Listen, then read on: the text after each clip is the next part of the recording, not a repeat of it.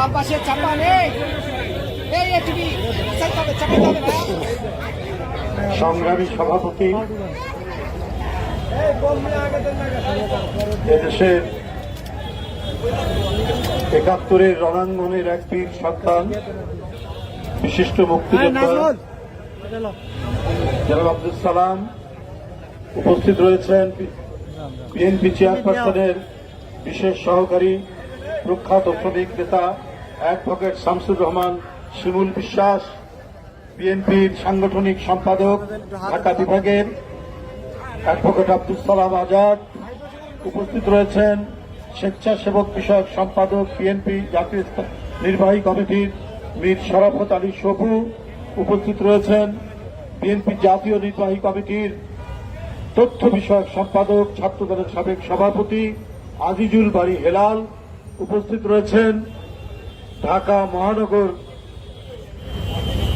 উত্তর বিএনপির সাধারণ সম্পাদক কৃতি ফুটবলার জাতীয় পর্যায়ের সদ্য কারামুক্ত আমিনুল হক, উপস্থিত রয়েছেন আজকের সঞ্চালক আমার অনুজ প্রতিম, প্রায় দীর্ঘ ১ বছর কারাবরণ করে সদ্য মুক্তি পেয়েছেন ঢাকা মহানগর বিএনপির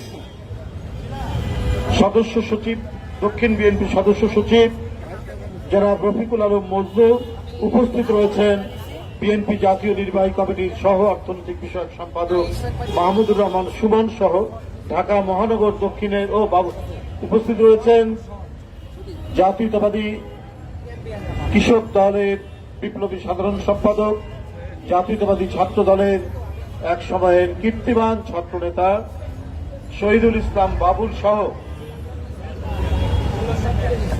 এখানে উপস্থিত রয়েছেন অনেক, যেহেতু নামগুলো ভুলে যায়, লেখা নাই। তো ঢাকা মহানগর দক্ষিণের অত্যন্ত প্রাণচঞ্চল, নির্ভীক, আমাদের সন্তান তুল্য ঢাকা মহানগর যে দক্ষিণের যিনি মেয়র প্রার্থী ছিলেন, অবাধ সুষ্ঠু নির্বাচন হলে যিনি মেয়র হতেন, আপনাদের দায়িত্ব পালন করতেন, ইঞ্জিনিয়ার ইসরাক হোসেন সহ সকলকে আমি আন্তরিক শুভেচ্ছা জানাচ্ছি। নিঃসন্দেহে আমাদের অতিথিরা ঢাকা মহানগর দক্ষিণের এই কর্মসূচিকে মহতি বলেছেন।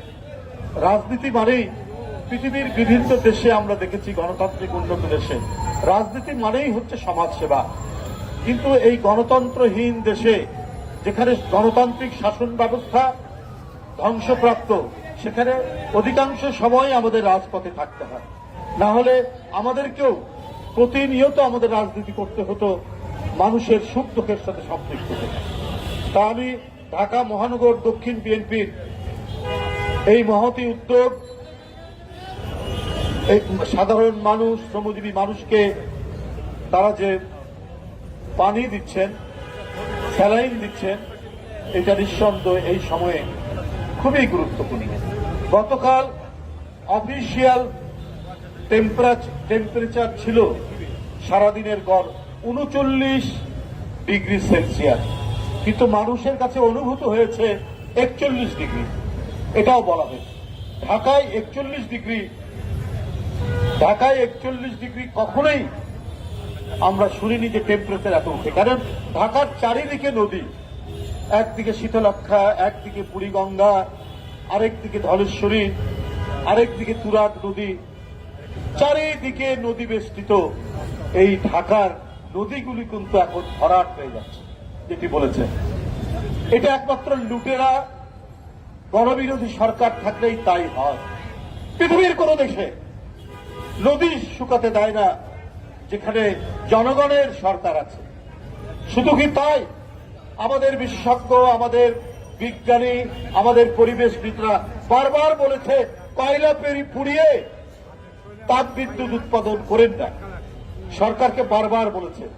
কিন্তু উন্নয়নের ফানুসের নামে টাকা লুটের যে মহা আয়োজন, মহা সমারোহ চলছে, তাই শেখ হাসিনা গণবিরোধী প্রজেক্ট নিতে একটুও দেরি করেন না। উনি দুর্নীতির প্রজেক্টকে বাস্তবায়ন করার জন্যই গণবিরোধী প্রজেক্ট। আপনারা জানেন সমুদ্রের পারে পটুয়াখালীর কলাপাড়া কুয়াপাড়ায় তাপ বিদ্যুৎ কেন্দ্র করা হচ্ছে। এবং আমি ওখানে শুনেছি এই যে কলাপাড়া, কুয়াকাটা, আপনার গলাচিপা, বাউফল, মানে বরিশালের বৃহত্তর বরিশাল বিভাগের অধিকাংশ জেলাতে নারকেল গাছে আর নারকেল ধরে না। যে নারকেল গাছ ওই সব এলাকার সমুদ্র ধারের এলাকার প্রধান ফল, সেখানে আর ধরে না। কচি কচি নারকেল ধরার পর শুকিয়ে উঠে পড়ে যায়। অথচ একসময় ডাব, নারকেল রাস্তার মধ্যে পড়ে থাকতো এইসব এলাকায়। কারণ এই যে কয়লা পুড়িয়ে তাপ বিদ্যুৎ কেন্দ্র হওয়ার কারণে আর নারিকেল গাছে নারিকেল নেই। এরপরে আরো যা গাছ আছে সেগুলোও শুকিয়ে যাবে, ফলের গাছ থাকবে না, নদীতে মাছ থাকবে না। বারবার মানুষ বলেছে যে রামপাল বিদ্যুৎ কেন্দ্রে কয়লা পুড়িয়ে পড়েন না, কারণ আমাদের স্বাস্থ্য, আমাদের নিঃশ্বাস প্রশ্বাসের অক্সিজেন হচ্ছে আমাদের সুন্দরবন। আর সুন্দরবনের প্রাণী, বিশেষ করে রয়্যাল বেঙ্গল টাইগার, পৃথিবীর সবচাইতে দামি প্রাণী। তার ক্ষিপ্রতা, তার হিংস্রতা, এটা পৃথিবীব্যাপী এর সুনাম। আমি ইউরোপ আমেরিকার অনেক চিড়িয়াখানায় দেখেছি আলাদা করে আছে বেঙ্গল টাইগার। মানে বেঙ্গল টাইগার এত প্রসিদ্ধ, সেই বেঙ্গল টাইগার আপনি আর সুন্দরবনে পাবেন না। ওইখানকার পশুর নদীতে আর কুমির দেখবেন না। আল্লাহ তাআলা কিন্তু কোন জিনিস অপ্রয়োজনে সৃষ্টি করেননি। গাছ, মাছ, পানি, কুমির, বাঘ প্রত্যেকের সাথে ব্যালেন্স করছে। এবং এটার মধ্যে দিয়েই আমাদের যে নিঃশ্বাস প্রশ্বাস, আমাদের বেঁচে থাকা নির্ভর করছে। কিন্তু সরকার বাংলাদেশের মানুষকে তো রাখতে চায় না, উনি বাঁচতে দিতে চায় না। এই যে আমাদের ভাতিজা ইশরাক, অত্যন্ত জনপ্রিয় তরুণ নেতা, একটা সুন্দর কথা বলেছে যে আবার কিছু কিছু জায়গায় রেশন খোলা হয়েছে। কেন? জিয়াউর রহমানের সময় থেকে ধীরে ধীরে রেশন বন্ধ হয়ে গেছে। আমাদের ফলন বেড়েছে, আমাদের উৎপাদন বেড়েছে, আমরা বিদেশে চাল রপ্তানি করেছি।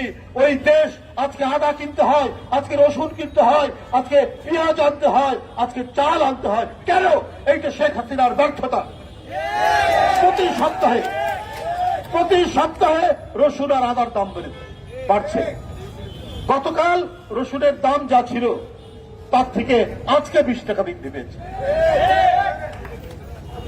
280 টাকা কেজি থেকে 300 টাকা কেজি। আদা আপনার গতকাল ছিল 250 থেকে 300 টাকা কেজি, আজকে হয়েছে 300 থেকে 350 টাকা কেজি। এই আদা আমদানি করতে হয় ডলার দিয়ে। ডলারের মূল্য ফ্লাকচুয়েট করলে আমাদের আদার দাম বাড়ে। এটা হচ্ছে ব্যর্থ নীতি। এইটা হচ্ছে শেখ হাসিনার গণবিরোধী নীতি। তার কারণেই আজকে মানুষ ধুকছে অনাহারে, অর্ধাহারে। আজকে সন্তান বিক্রি করে তার পেট ভরাতে হচ্ছে গরিব মানুষকে। আর অন্যদিকে কি চলছে? অন্যদিকে চলছে অনাচার, পাপাচারের এক বিস্তৃত পরিবেশ। শেখ হাসিনার আরেকটা দামি নির্বাচন করতে চাচ্ছেন, উপজেলা নির্বাচন। আরে বাপরে বাপ,